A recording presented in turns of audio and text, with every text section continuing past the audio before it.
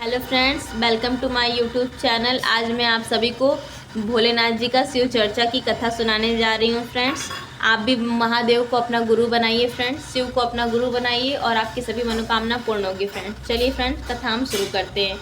सुमति अपने बहू और बेटे के साथ रहती थी। महादेव को गुरु मानकर उनका पूजा किया करती थी।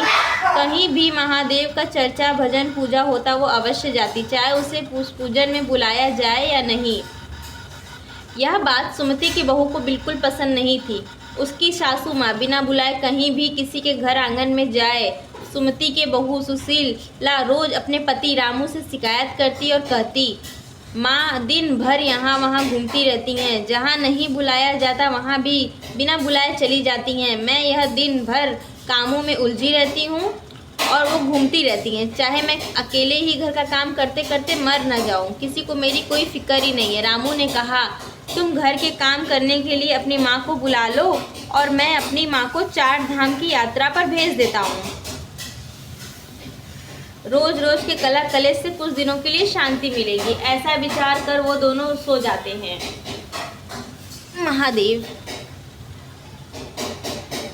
वो दोनों सो जाते हैं। कुछ दिन बाद रामू अपनी माँ को लेकर 4 धाम यात्रा पर निकल जाता है। माँ को तीर्थ स्थल पर पहुँचा रामू घर लौट आता है। कुछ ही समय घर का वातावरण बदल जाता है।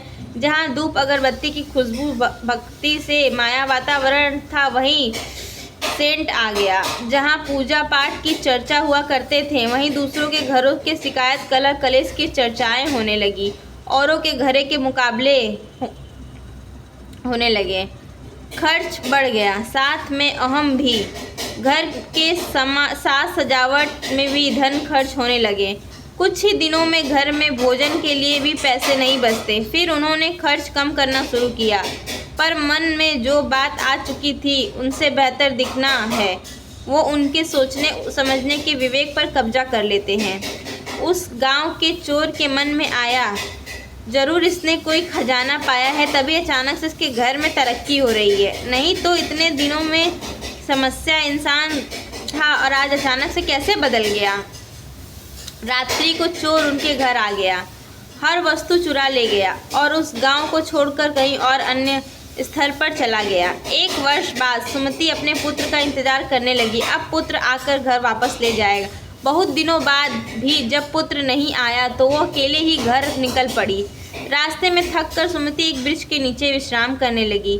बैठ गई। चोर भी उसी वृक्ष के नीचे विश्राम करने लगा और सुमति आ गई। सुमति ने देखा उनके घर की वस्तु इनके पास है। वो समझ गई, कहीं वो चोर मेरे घर से ही तो चोरी करके नहीं आ रहा है। सुमति ने कहा, मैं रोज शिव चर्चा करने या सुनने के बाद भी ही भोजन ग्रहण करती हूँ, क्या आप चर्चा करोगे या सुनोगे?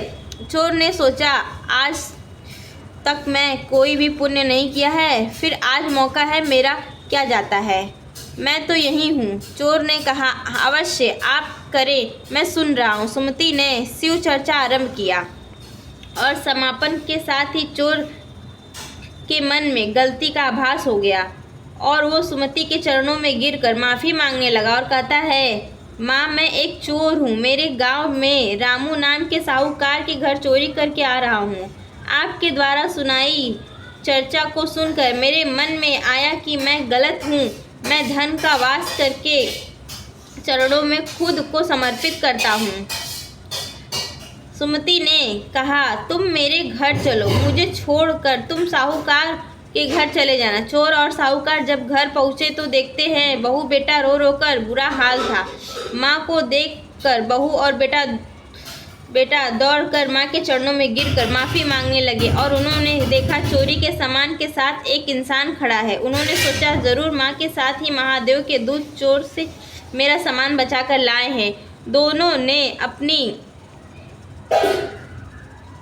अपनी गलती को मानते हुए इस बात को स्वीकार किया कि माँ के कारण ही महादेव की कृपा सब पर बनी रहती है। सब कुछ वापस आ गया। फिर उन्होंने निश्चय किया कि वो हर सोमवार को महादेव का चर्चा करेंगे और माँ को कहीं भी आने जाने से नहीं रोकेंगे। जय शिव शंकर, बोलिए महादेव की जय। जय शिव गुरु महाराज की जय। हर हर महादेव। नीलम दीदी की जय। भजनानंद भैया की जय। ओम नमः शिवाय, नमः शिवाय। अगर आपको फ्रेंड्स मेरा ये शिव चर्चा अच्छा लगा तो आप मुझे लाइक सब्सक्राइब जरूर करिएगा और आप भी शिव चर्चा जरूर सुनिएगा और कहिएगा। हर हर महादेव।